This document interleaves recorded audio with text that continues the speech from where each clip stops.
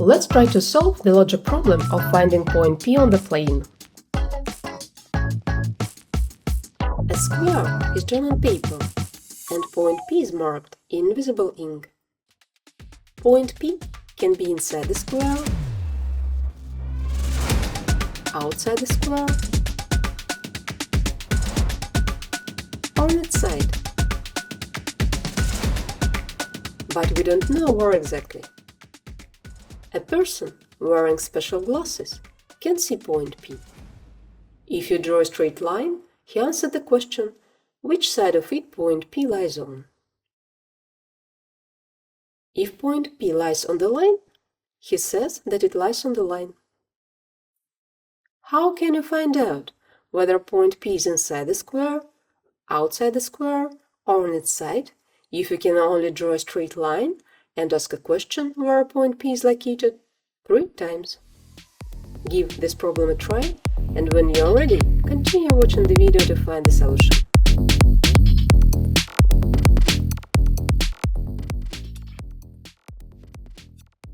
The first idea is to draw straight lines containing each side of the square.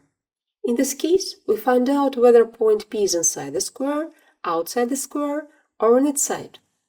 But we are not allowed to draw 4 lines. We can only draw 3 lines.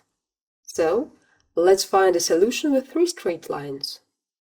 First, let's draw a straight line containing one of the diagonals of the square. It divides the plane into 2 parts.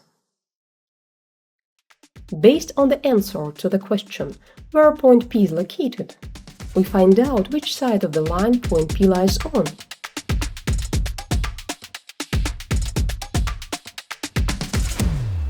Or whether it lies on the line.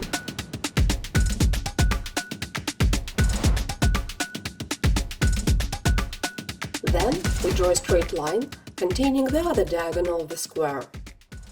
Based on the answer to the question where point P is located, we find out which side of line point P lies on,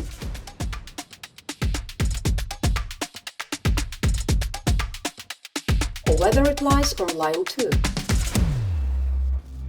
2 straight lines containing the diagonals of the square divide the plane into 4 parts.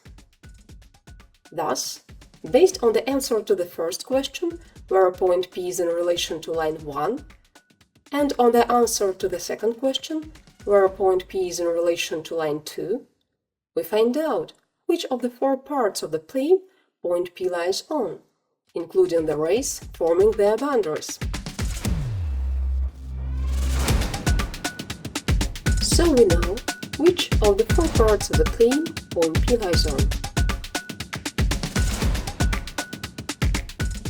Now let's draw a straight line containing the side of the square lying in the same part of the plane as point P.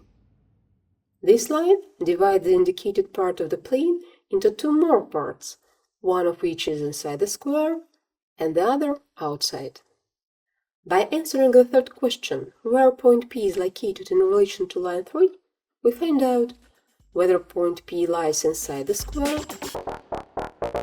outside the square, or on its side.